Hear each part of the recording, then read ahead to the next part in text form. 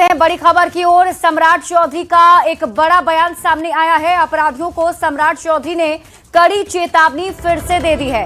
बिहार से अपराधी भाग रहे हैं। सम्राट चौधरी ने बयान दिया। उन्होंने ये कहा कि जो बच्चे हैं उन्हें 3 महीने में भगा दूंगा। हमारे मुख्यमंत्री नीतीश कुमार ने शुरू से ही सुशासन पर जोर दिया और उस पर हम काम कर रहे हैं।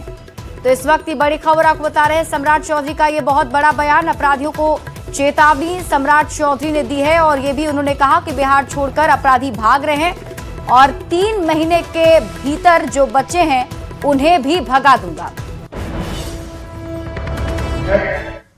बिहार में अपराधी को ठीक करना, कचरा साफ करना, सफाई अभियान चलाना, मेरे पास अब एक ही काम है साहब।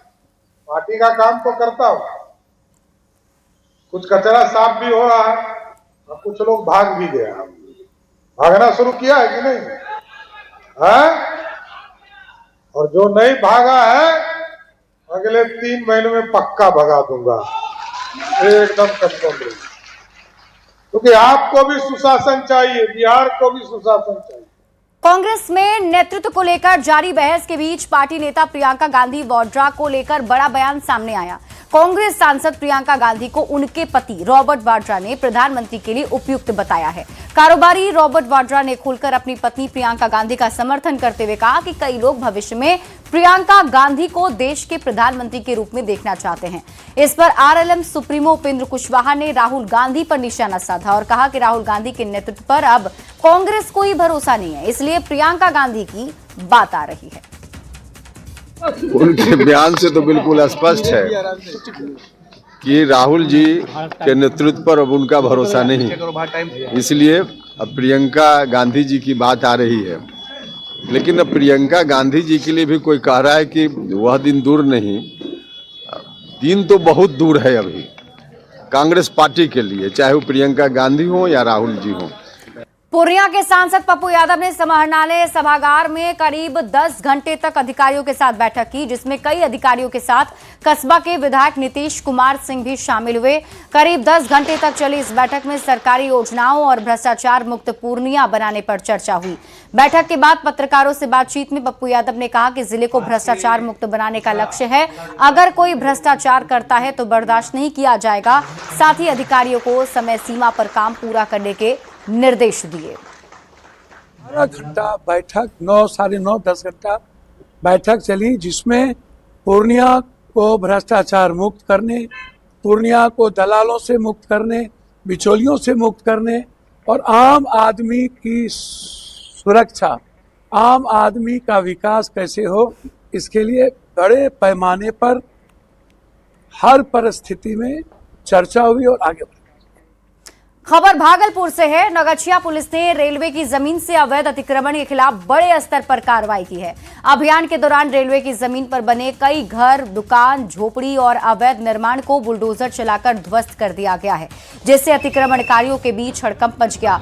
वहीं इस कार्रवाई से नाराज लोगों ने प्रशासन के खिलाफ जमकर प्रदर्शन और आगजनी की, जिससे थोड़ी देर के लिए अफरा तफरी मच गई। हालांकि प्रदर्शन को देखते हुए बड़ी संख्या में पुलिस बल को बुलाया गया था, तब जाकर लोग शांत हुए। दरअसल अवैध अतिक्रमण से नारायणपुर रेलवे स्टेशन के पास आसपास की सड़क काफी संकरी हो गई थी। प्रशासन का कहना है कि उन्होंने पहले ही इन लोगों को अवैध निर्माण हटाने का आदेश दिया था, लेकिन जब लोगों ने खुद से नहीं हटाया तो बुलडोजर चलाना पड़ा।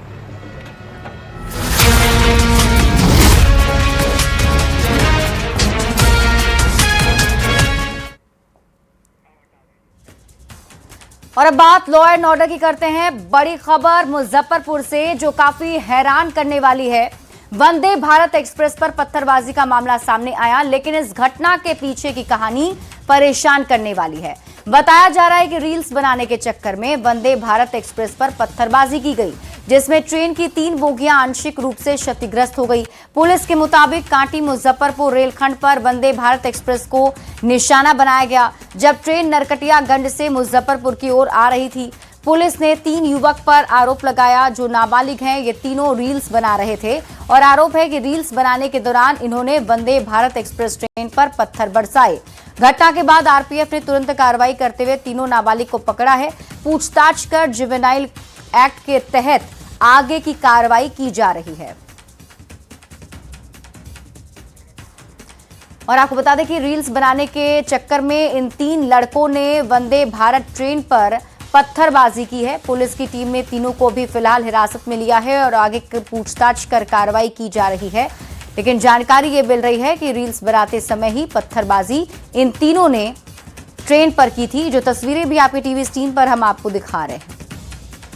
ऐसी जो महत्वपूर्ण गाड़ियां हैं, इस तरह की कोई भी सूचना है, इसको स्पष्ट निर्देश है जीआरपी और आरपीएफ को कि भाई उन क्षेत्रों में जहाँ भी ऐसी सूचना मिलती है वहाँ पर एरिया डोमिनेशन करते हुए और ऐसे तत्वों की पहचान की जाए।